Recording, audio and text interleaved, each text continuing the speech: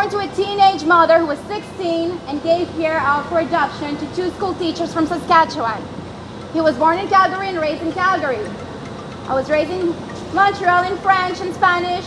He was raised in the West, in Alberta, in English and some French as well. Although our different backgrounds, we share the same common values. Our families were raised the same, growing up paycheck to paycheck, understanding that filling your tank of gas, it is not a luxury, it is a way of transportation. So we fought for all the opportunities that we have today. Now what makes us sad is to see that those opportunities are not happening nowadays, and that as hard as you work, it feels like you cannot get ahead. So it is time to bring some common sense back into this country, and somehow it looks like we have the right person by my side to do so. Thank you. So ladies and gentlemen, it is a great sacrifice for our family to do this, so we wouldn't be doing it if we didn't believe in what we do. So it is my pleasure to share with you my husband, our next Prime Minister of Canada, Pierre Poilievre. Thank you. Way to go. Wow. Muchas gracias. Excelente. What a speech. She's amazing. Thank you very much to Anna for being on the road on this great tour with me. Thanks to Diana. Thanks to Super Mario, your leader here. Thanks to Mayor and to my friend Ron Chidzer, who helped make this happen today. You are the people who make things move in this country.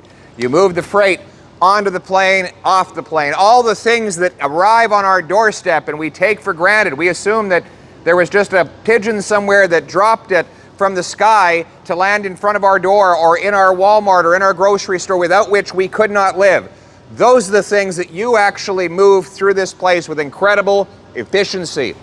It takes strategy and smarts, discipline and determination, focus, and a constant effort to make that happen. I want to congratulate you as the backbone of our nation. It's not the guys in the suits, it's the ones in the boots that get things done, and you are the doers of deeds. We need to make this country work for the people who do the work once again.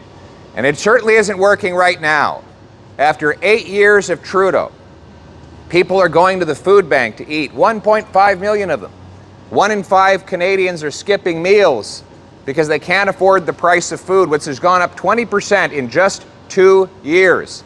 His carbon tax has upped your gas price by 14 cents a litre, your home heating bill by hundreds of dollars. Now he wants to hike it up to 61 cents a litre. Quadruple, which will not only raise your heat and your gas bill, but also everything that moves. You guys know stuff about moving. You tax that plane out there and the fuel that it uses, everything that gets off the plane will be more expensive. Everything that gets sold from Canada will have to be sold at a lower price paid to Canadians, because more of the money will have to go to pay the fuel for the airplane. And guess what that'll mean is lower wages for you, maybe even, God forbid, job losses for some Canadians if the tax goes up that high. Furthermore, $500 billion of deficits have doubled our debt and printed money that has ruined our purchasing power. Now, you work harder and harder to bring home less and less because the tax man takes more and more of your paycheck. You make it, Trudeau takes it. And speaking of bringing home, most of our youth can't afford homes anymore. This is a new problem in Canada. We have so much land, it should be cheap to house our people, and yet it's almost twice as expensive to buy a home in Canada than it is in the United States, after Trudeau has doubled the rent, doubled the mortgage payments, and doubled the needed down payment for a home. And many of the homes are now in dangerous communities, with crime waves in all of our major cities, tent cities and drug consumption sites where stray bullets hit middle-aged mothers right in open daylight. This is the crime and chaos that Trudeau has brought to our country after 8 years. But the good news is, Canada was not like this before Justin Trudeau, and it will not be like this after he's gone. We're going to turn the hurt he has caused into the hope that Canadians need. We're going to bring home lower prices by axing the carbon tax to lower gas, heat, and grocery bills. We're going to cap government spending to balance the budget so that we can lower interest rates and inflation on our population. We're going to make work pay again. by cutting income tax, so you bring home more of each dollar you earn, and hard work actually pays off. We're going to allow our brilliant immigrants to earn the paychecks for which they're qualified. Right now, we have 20,000 immigrant doctors and 32,000 immigrant nurses blocked from working in our hospitals because there's no direct path to prove their qualifications. A Poilievre government will bring in a blue seal, national testing standard for each regulated profession, so immigrant professionals can take a test, prove they're qualified, and get to work within 60 days, so we get more doctors, more nurses, more engineers, more powerful paychecks for our brilliant immigrants here in this country. We're going to unleash the production. Yes, give that applause. We're going to bring home production to this country again. We have the third biggest supply of oil, but we import 130,000 barrels because Trudeau won't let us build pipelines. We have 1,300 trillion cubic feet of natural gas, but we don't export a single foot of it outside of North America because he's blocked 15 natural gas liquefaction terminals, saying there's no business case, even while the Americans have built 7 and the Qataris have doubled their production, and the Germans built an import terminal 194 days. And we don't produce lithium for the electric car batteries. So you see someone driving around in a Tesla feeling so proud of themselves for saving the environment, not knowing that the battery was made burning coal in China, so that we could send our money to that communist dictatorship rather than producing the lithium that we have, the 6th biggest supply of the world, right here at home. Why? Because it takes 25 years to get a building permit. You have to deal with permits here at the airport, right? Takes forever to get a permit for a simple plane.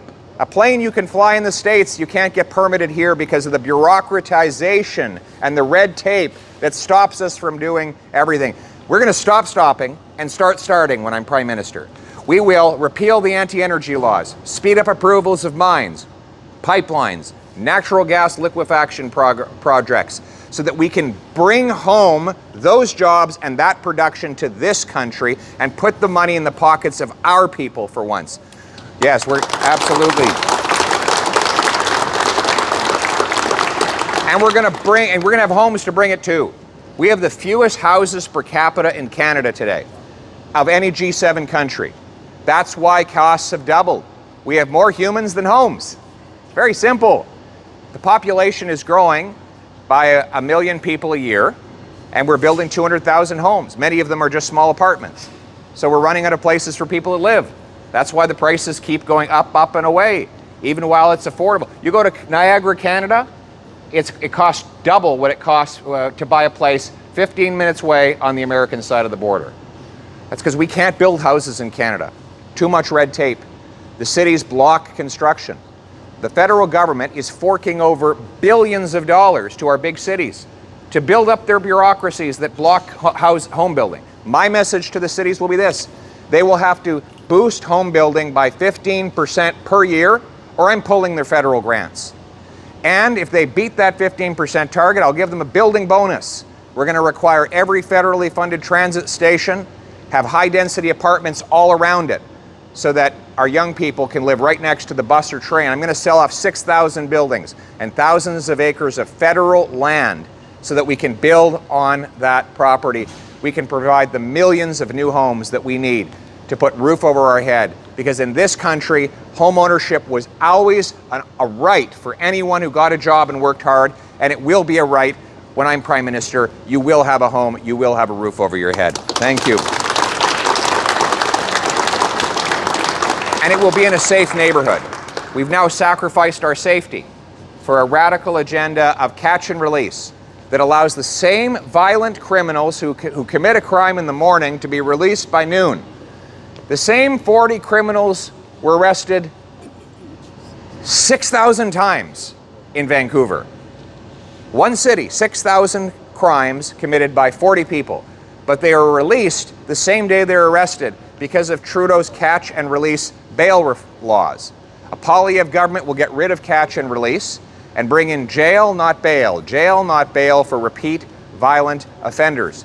And we're going to stop going after law-abiding hunters and sport shooters, and instead put the money into bolstering our borders against illegal imports of American firearms into Canada. We'll also inspect the automobiles leaving, because of what's happening now. The cars are being stolen, put on a ship, and sent to the other side of the world before we even realize they're gone. We've got to inspect those to stop the massive car theft in Brampton and Mississauga that we see.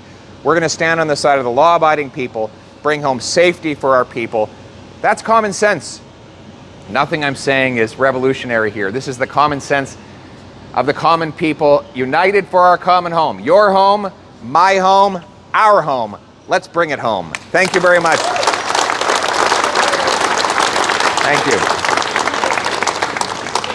Any question? Thank you for your vote. Good man. I appreciate that. Any questions? Thank you. Thank you, Super Mario.